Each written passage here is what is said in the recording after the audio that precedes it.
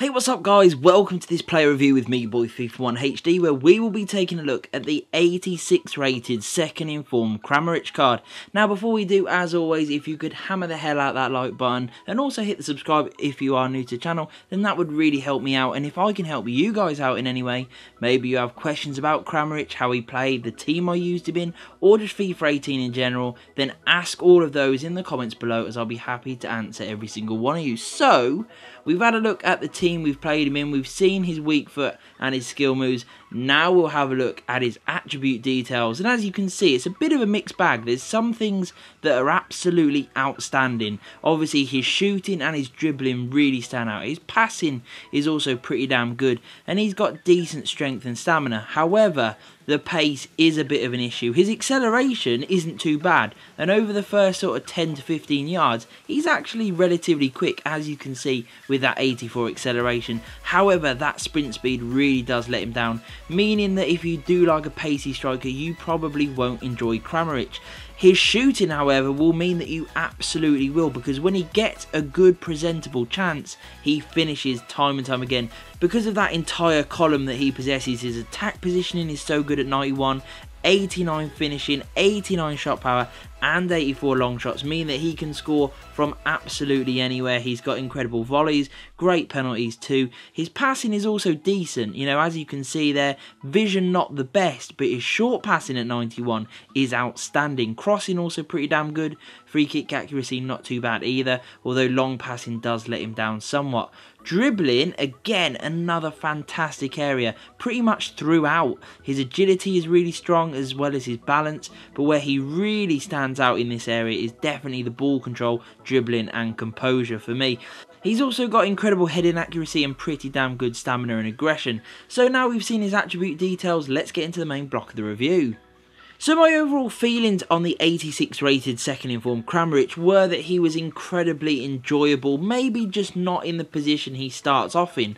I did play most of my games with him at striker, and that is where this card will start off as. However, most of you who will want to use this card will most likely want to use him in that cam position, and that's where I think he will definitely excel. His pace fits that role much better, because let's face it, he is not the most gifted player with abundance of pace in the world. However, his dribbling does really make up for that, as well as his okay strength.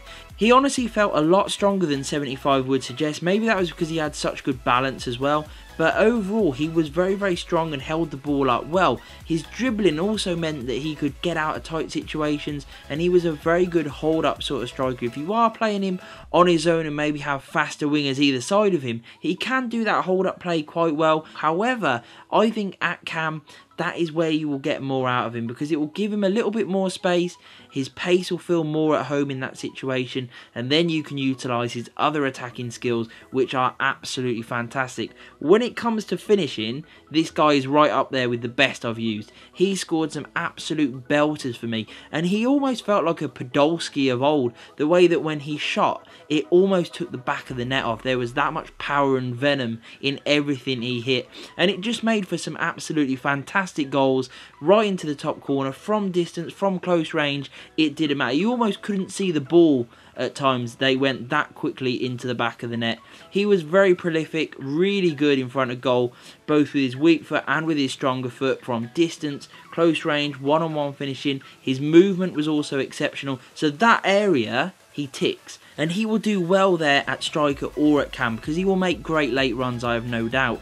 His passing also sort of lends him to play at cam. He's not going to be a Kevin De Bruyne or an Ozil by any stretch of the imagination, because his vision isn't quite there.